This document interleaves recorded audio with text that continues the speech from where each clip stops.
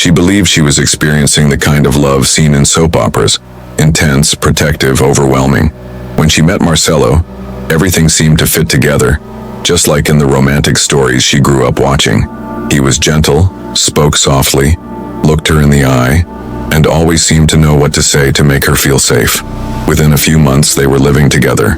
Close friends said it was all too fast, that there was something in that overly careful smile that seemed more rehearsed than spontaneous. But she didn't listen. She didn't want to listen. She preferred to believe that, for the first time, love was working in her favor, and it was this blind trust that prevented her from noticing the first signs of danger.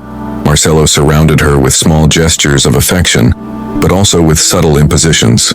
He chose her clothes, suggested who she should or shouldn't go out with, gave her advice disguised as orders. At first, it seemed like protection. Then it began to seem like surveillance. He became impatient when she disagreed, changed his mood when things didn't go his way. The justification? It was just work stress, just worry about the relationship, the usual excuse. But little by little, everything started to get under control. With the arrival of her first daughter, she felt that things might change. Marcelo suggested hiring a nanny to help them since she was visibly exhausted and emotionally overwhelmed. That's where Carla came in. Young, friendly, efficient. She seemed to have an instant connection with the baby and soon became indispensable in the household routine. But what seemed like help turned out to be the beginning of something much darker. Carla quickly became too close to Marcelo. They started talking more than necessary, exchanging glances during dinner, laughing at jokes that no one else understood. The woman was suspicious at first, but she felt paranoid. She preferred to silence her doubts so as not to seem insecure. After all, Carla was just the nanny, or at least that's what she wanted to believe. What she didn't know was that at that very moment, while she was trying to protect her home, something was being planned right under her roof.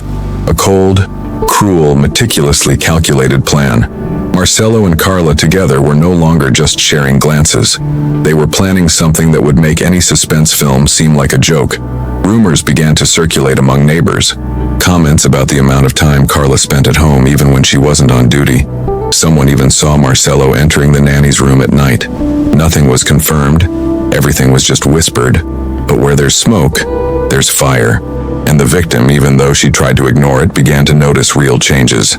The two would whisper near her, interrupt conversations when she entered the room, and exchange messages until late. On one occasion, Carla forgot her cell phone on the couch, and a notification lit up the screen. Is she sleeping? It was Marcelo. But the worst was yet to come. The victim began to have small accidents at home.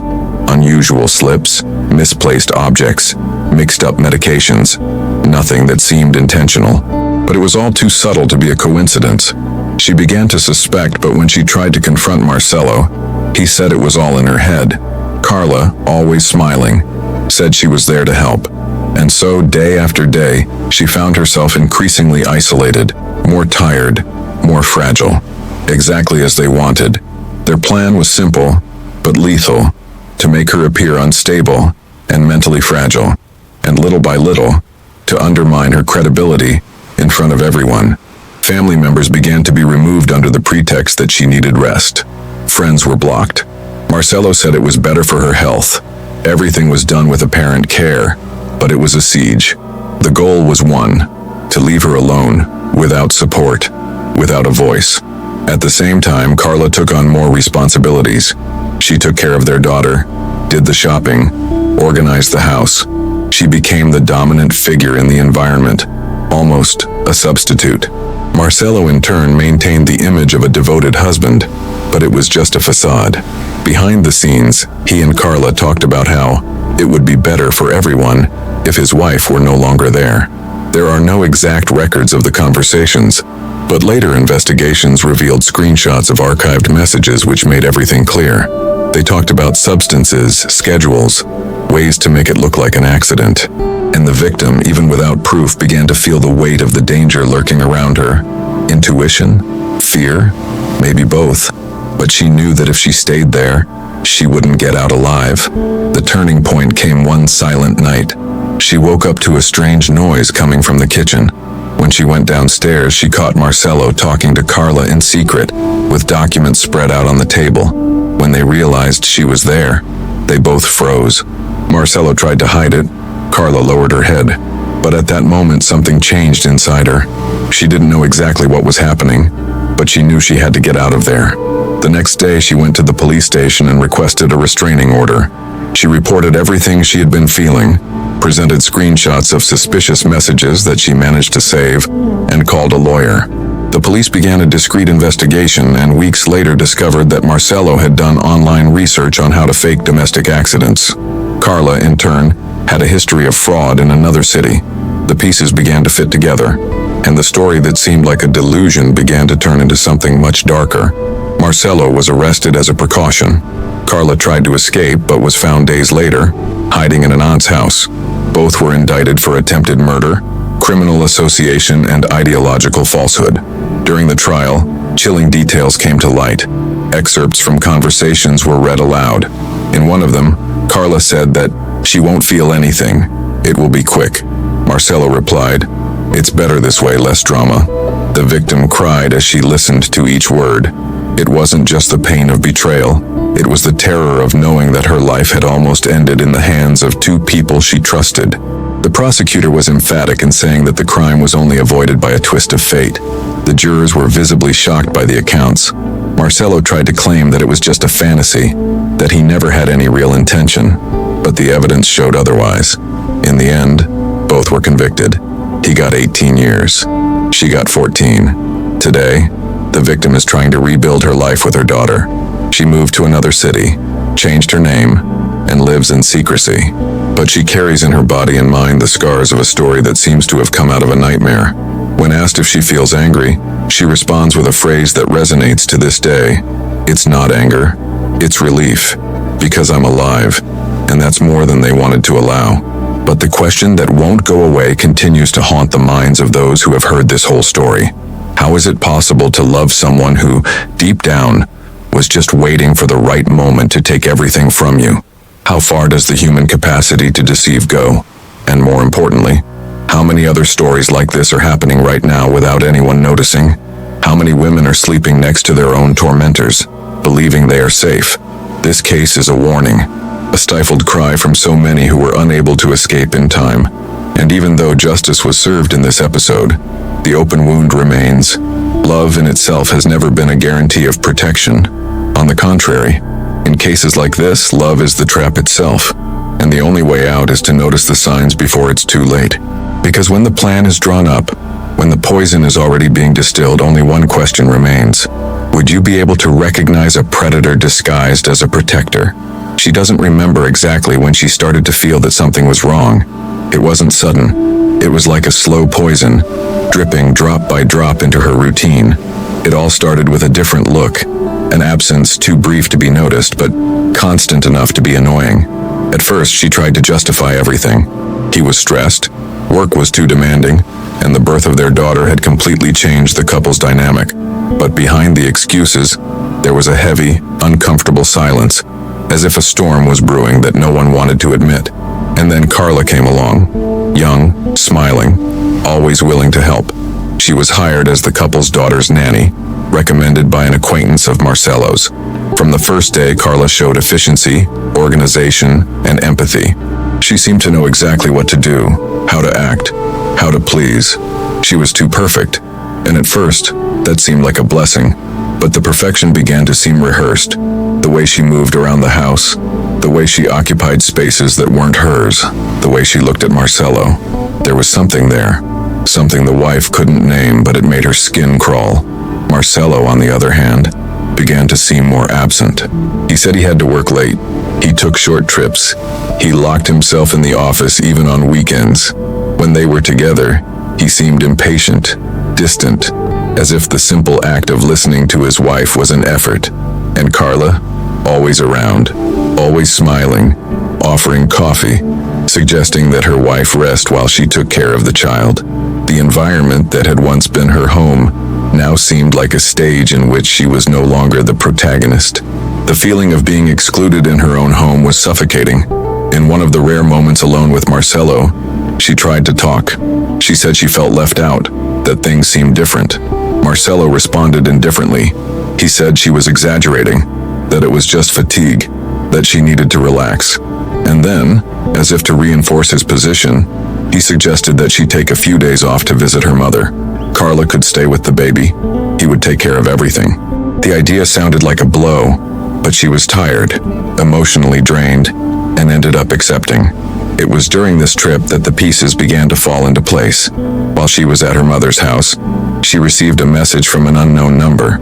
"Come back soon. He's with her." At first, she thought it was a prank, but the message continued. Details about schedules, about situations that only someone close to her would know. The person said they were a former employee at the house of a friend of Carla's, and that they had seen this story happen before. A secret relationship, a plan to leave, a possible replacement. When she returned home, she found everything in perfect order. The suitcase she had used on the trip had been packed, the clothes washed, her daughter's toys organized in a way she never did before. Carla greeted her with a big smile and said that everything had gone perfectly. Marcelo pretended to be surprised at her early return, but his look was different. There was an uneasiness, as if her presence were an obstacle. That was when she decided to stop ignoring her intuition. She began to observe, to take notes, to collect evidence. She discreetly installed an app on the shared cell phone in the house and began to intercept messages. What she found was more than she had imagined. Conversations between Marcelo and Carla that went beyond the professional tone. They talked about plans, about a life together, about how it would be easier if she, his wife, were no longer in the way. In one message, Carla said, "She trusts too much. It will be simple." Marcelo replied, "It's just a matter of time." Her hands shook as she read. She felt the world spin. All of this was real. It wasn't paranoia. It was a plan in progress, a plan to eliminate her, and she was alone with the two of them. Not knowing who to trust, she sought out an old friend from college who was now a lawyer. She told her everything. Her friend advised caution. She advised her to file a police report and seek a restraining order, but she warned, without concrete evidence, it would be difficult to take legal action. And so began a race against time. She installed hidden cameras in the house, at strategic points where she could capture conversations without raising suspicions, and she began collecting recordings. In one of them, Marcelo and Carla were discussing a medication that would make it look like an accident. Carla said she could mix it in the juice. Marcelo hesitated, but she insisted, "She'll never suspect. Trust me." What they heard in that recording was enough for the police to act. In a discreet operation, the two were detained for questioning. During the interrogation, Carla tried to deny everything, but Marcelo, under pressure, ended up admitting the plan. He said he had been influenced, that he was confused, that he would never have the courage to go through with it. But the messages, recordings, and computer access history showed otherwise. Marcelo had researched lethal substances, ways to cover up deaths, and even how to fool forensics. The police concluded that the plan was real and was about to be executed. The case had national repercussions, not only because of the brutality of the plan, but because of the way it was planned. A crime that was born out of routine, in the silence of an apparently functional home. The press called it the nanny case, but for the victim, it wasn't just a case. It was her life, her daughter, her home, her trust that had been destroyed. During the trial, she gave her testimony in tears. She said that, until the last moment, she tried to believe that it was just a difficult phase in her marriage, that Marcelo could change, that Carla was just a dedicated employee. But deep down, she knew. From the first moment she felt that she was being erased in her own home, she knew there was something more. When handing down the sentence, the judge stated that the crime had been avoided by a hair's breadth, and that both had demonstrated coldness and premeditation that were incompatible with any argument of emotional fragility. Today she lives in another state, under a protected identity. Her daughter grew up without knowing the details of what almost happened. Her mother prefers it that way. She says it is better to remain silent than to relive the horror. But the story remains, as a constant reminder that evil does not always come with a knife in hand. Sometimes it arrives with flowers, smiles, and promises of eternal love, and it settles in slowly, like a shadow that creeps until it takes over everything. She survived, not because someone saved her, but because she decided to listen to her intuition, because she had the courage to act, even without support. because she understood that in some cases the only way out is to confront the situation, and because in the end, she refused to be just another name in a statistic. There were more than a few nights when she woke up in a cold sweat, with her heart racing, frightened by dreams that seemed more real than she imagined. Sometimes she dreamed of Carla standing at the bedroom door watching silently, motionless, like a dark presence about to act. Other times, it was Marcelo who appeared in her nightmares, with the same distant and enigmatic look he had carried for the last few months, now widened by a cold smile, as if mocking her naivety. The trauma was not erased by the arrest, and even far away from them, even at a different address with a different name and in a new environment, she continued to live with the echoes of the past. Everything around her seemed contaminated by a feeling of insecurity. Every unexpected noise, every shadow cast by the streetlight, every call from an unknown number brought back that old visceral fear of being watched, of being in danger again. Because the truth, naked and raw, is that no one comes out of something like this unscathed. No matter how much time passes, no matter how safe the new environment seems, when someone you loved tries to take your life, that sense of trust is murdered, along with the plan. During therapy sessions, a psychologist specializing in victims of domestic violence explained that what she was feeling was normal. It was a type of mourning, but not for someone who had died, but for a reality that had ceased to exist. She needed to learn to accept that the man she shared her bed and her dreams with was, in fact, someone who smiled while he betrayed her and planned her end. Someone who manipulated her trust with surgical precision, as if he had been acting the whole time. It was hard to digest this idea. The human mind is not ready for this kind of dissonance. Accepting that everything was an act, that the affection was just a facade, and that every word spoken had a second meaning, was like opening a book and realizing that all the pages were blank, that the story was never real. It shook her identity. It made her question who she was, how she could have been deceived for so long, why she had not noticed the signs beforehand. And even though the experts assured her that it was natural, that anyone could have gone through this, she blamed herself. Social media also became a source of pain. Even with her profiles deactivated, she knew that the story was still circulating. There were forums discussing the case, sensationalist pages reproducing headlines with alarmist titles, and comments from strangers who gave their opinions about her life without knowing even 1% of the truth. Some called her naive. Others insinuated that she had exaggerated, that the couple would not have the courage to go through with the plan. But she knew. She knew what she heard, what she read, what she felt in her own body. She knew the paralyzing fear that invaded her chest when she saw Carla holding her daughter, the dull anguish she felt when Marcelo hugged her with that mechanical touch. She knew the feeling of helplessness when she tried to tell someone and saw that gleam of doubt in other people's eyes. It was as if she were the only one seeing the abyss, while everyone around her believed that the ground was solid. This emotional isolation was perhaps the most devastating, because it made her question not only her marriage, but also her own instincts. And in a world where so many victims are disbelieved, that doubt can be as dangerous as the abuser himself. It was with this in mind that she decided to write everything down, with no intention of publishing, no goals or deadlines. Just as an exercise in liberation, she began to record every memory, every feeling, every detail of what she had experienced. And by transforming pain into words, she realized that she was beginning to regain control. The diary became her refuge, a way to reorganize her thoughts, to understand events, to perceive patterns. When she reread what she had written, she noticed moments when she ignored clear signs, words that seemed normal but that today, with the emotional distance, sounded like disguised threats. Small actions that at the time seemed silly, and now revealed themselves as part of a much more perverse game. This gave her strength, because she stopped seeing herself as a passive victim and began to see her journey as that of someone who survived. Someone who, even without support, even without immediate proof, chose to act. She chose to run away. She chose to live. One day, she was approached by an investigative journalist who was producing a series about invisible crimes, those that begin without weapons, without screams, without marks on the body. The journalist had read about the case and wanted to understand what went on behind the scenes. She hesitated, remembering everything would bring to light ghosts that were almost dormant. But she also understood that telling her story could save other lives.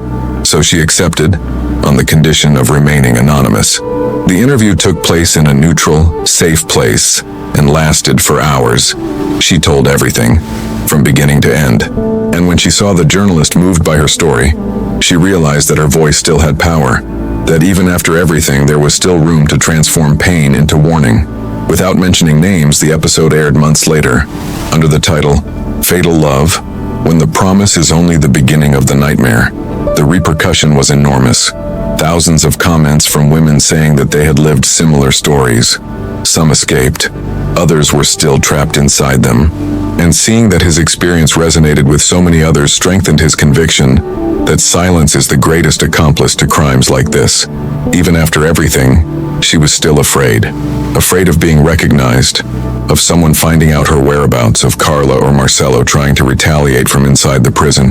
But she was also proud, because she had survived, because she had protected her daughter, because in the most difficult moment of her life, she chose herself. Today she works remotely, in a completely different area from the one she worked in before. She cut ties with almost all of her old acquaintances, not out of shame but for safety. Her daughter is growing up well, surrounded by love and with few memories of the time when everything happened. When you ask her about her father, she answers honestly, but without going into details. She believes that one day, her daughter will understand. And when that day comes, you will have the strength to tell the whole story, not as a drama, but as an example of courage, instinct, and resistance. The question that still resonates, even after all this time, is simple and brutal. How many women are still living exactly what she lived through, without knowing it? How many are being emotionally poisoned, manipulated, isolated, and don't realize that everything is being meticulously calculated? The answer, unfortunately, is darker than we would like to admit, because this type of violence is not limited to slaps or screams. It begins with overly sweet words, with gestures that seem like protection, but are actually control, with small tests that gradually undermine the victim's self-confidence until she no longer knows who she is. Her case is just one among many, but each story told, each voice raised, weakens the silence that protects the aggressors.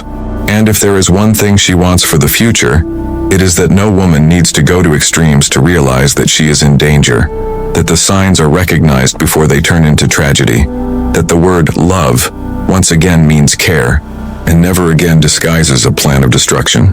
The story she lived was not just an isolated case of betrayal or attempted crime of passion.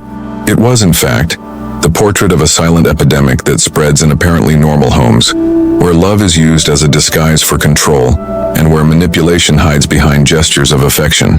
These are relationships where the victim is not only physically or verbally attacked, but emotionally molded to doubt herself, to believe that she is exaggerating, that the problem is with her, that her perception is wrong. And this is the most dangerous aspect, because when someone begins to doubt their own instincts, they open the door for the other to make decisions for them, to determine their limits, and little by little, transform them into someone without a voice, without strength, and without direction.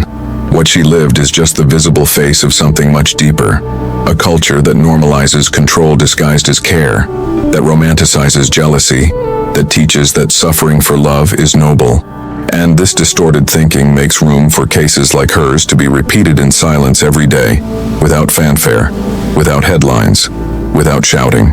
It is important to understand that not all violence begins with a slap. Often it begins with a compliment that becomes a demand, with affection that turns into surveillance, with concern that gradually turns into isolation. Marcelo was not the type of abuser who raises his voice or breaks objects. On the contrary, he was meticulous, polite, and strategic. He knew exactly how to act to appear the perfect man in front of others, while emotionally undermining his wife in private. His weapon was not force, but manipulation, and that is what makes these cases so difficult for friends and family to identify. The modern abuser has learned to act between the lines. He does not insult, he advises, he does not prohibit, he suggests, he does not restrain, he protects. And in this game of reversals, the victim finds herself cornered without knowing when the relationship has become a trap. When she finally realizes it, she is already so involved, so emotionally fragile, that the idea of leaving seems more frightening than continuing. And that is exactly how control takes hold, disguised as love. Institutions, in turn, still fail to understand the complexity of these cases. When a woman goes to the police station and says that she feels something is wrong, that she believes she is being manipulated, or that she suspects a plot against her life, what she often hears is that there is no evidence, that everything seems exaggerated, that without visible signs there is no way to act. And in this vacuum between the victim's intuition and the bureaucracy of protection, many cases are lost. Some women return home and never leave. Others give up reporting the case out of shame, fear of not being taken seriously, or because they are emotionally dependent on the aggressor. Society demands that the victim react, but does not provide the tools for this to happen. And when a woman finally survives, as in her case, this same society often judges her, speculates, and turns her pain into entertainment. The crime becomes a spectacle. Social media becomes a court, and the woman who survived must fight not only against the trauma, but against public opinion. It was with this in mind that psychologists, lawyers, and activists began to use the case as an example in lectures and debates on emotional violence and attempted disguised femicide. The narrative that Marcelo and Carla almost managed to eliminate a woman without leaving a trace is frightening precisely because it shows how violence can be silent, sophisticated, and yet lethal. Carla was not a caricatured villain. She was charismatic, kind, and seemed trustworthy. And that is where the danger lies. People believe that evil comes with obvious signs, with screams, with wide eyes, with scenes from a movie. But the reality is much more subtle. Evil, most of the time, smiles. It dresses well, expresses itself clearly, gains the trust of everyone around it. And when someone dares to denounce it, the world responds with skepticism. But he seems so normal. This is the pattern that repeats itself. And it was this pattern that almost took her life. The deepest reflection that this case provokes is not only about how to survive an attempted murder, but about how to identify the beginning of the cycle, how to teach girls and women to recognize the first signs of manipulation, how to emotionally prepare a generation to understand that love should never hurt, should never be silent, should never diminish, and that control disguised as care is the beginning of something much more dangerous.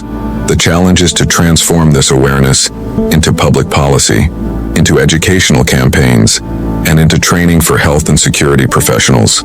Because as long as violence continues to be interpreted only as something physical, thousands of women will continue to die in silence, emotionally destroyed before even suffering any visible aggression.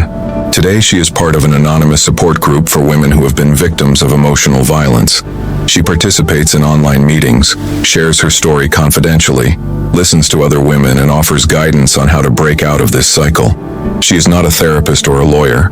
She is simply someone who has been through hell and back with the silent mission of preventing others from going down the same path.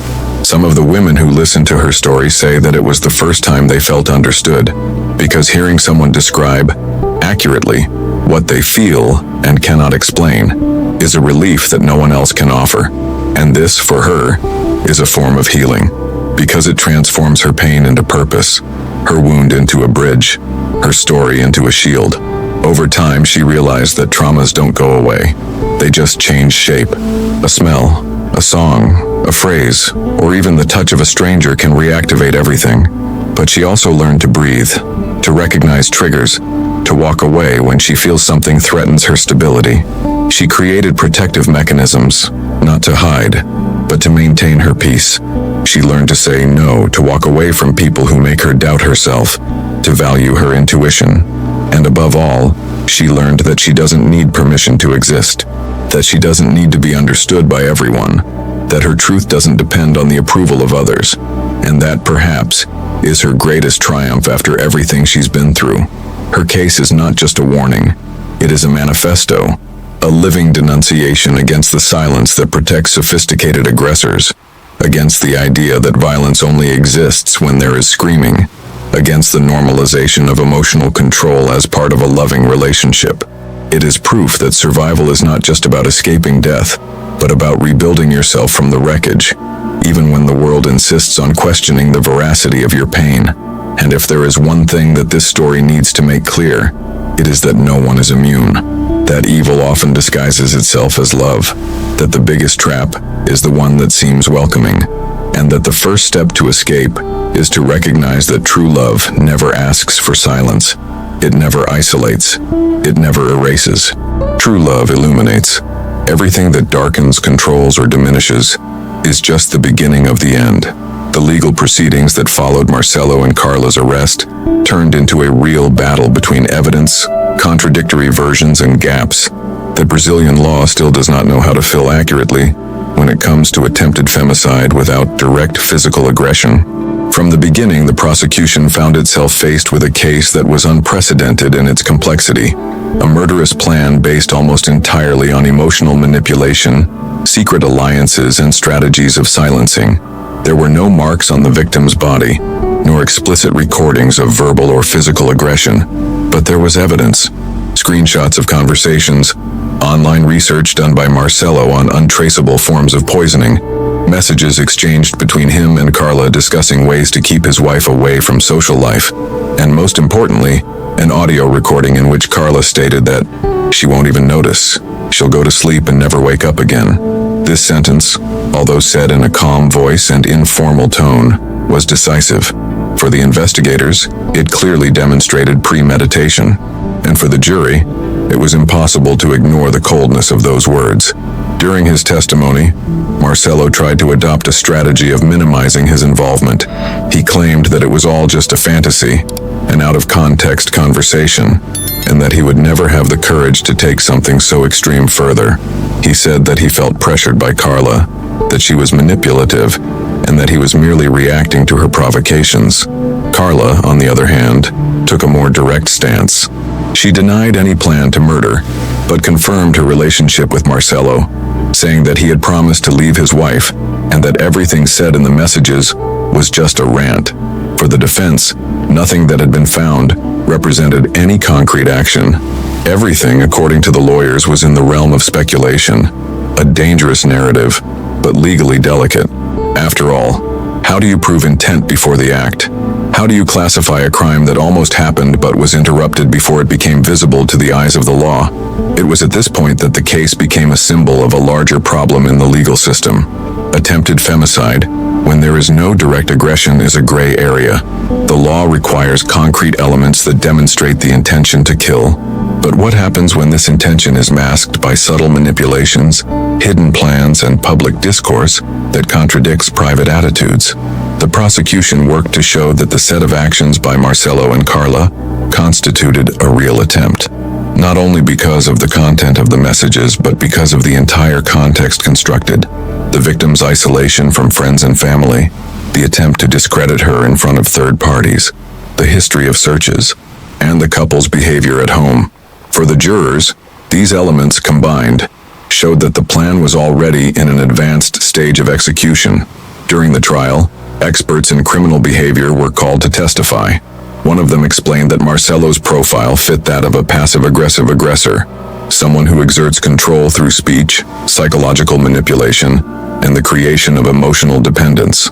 Carla, on the other hand, was described as an active accomplice with a calculating attitude and an emotional commitment to the execution of the plan. The forensic psychologist called by the prosecution reinforced that the main mechanism used by the couple was so-called gaslighting, a manipulation technique in which the victim is led to doubt her own sanity. They made the wife believe that she was exaggerating, that her fears were the result of stress or paranoia, and at the same time, increased her vulnerability until she lost control of her own perception. This pattern, according to the psychologist, is more common than one might imagine in modern abusive relationships. The victim's testimony, although difficult, was one of the most impactful moments of the trial. She spoke clearly, despite holding back tears, and recalled the moments when she realized that her life was at risk. She said that she would wake up with the feeling that something was about to happen, that there were nights when she slept with the light on and locked the bedroom door for fear of Carla coming in. She told of the day she found the two of them talking quietly in the kitchen, and how upon realizing her presence, they immediately changed the subject. She spoke of the medications they had exchanged, the accidents at home, and the looks between the two that revealed more than they could say in words. She reported how everything seemed to be done to make her lose her mind, so that